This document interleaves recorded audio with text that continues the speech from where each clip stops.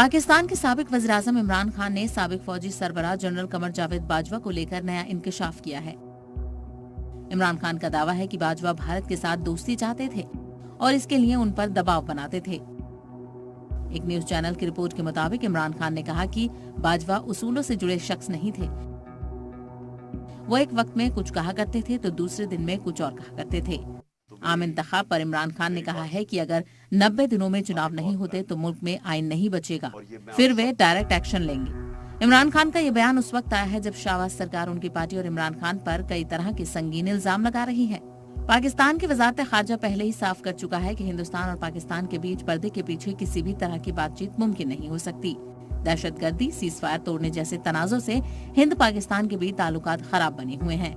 ऐसे में इमरान खान का बाजवा पर दिया गया बयान कई तरह के सवाल भी खड़े कर रहा है।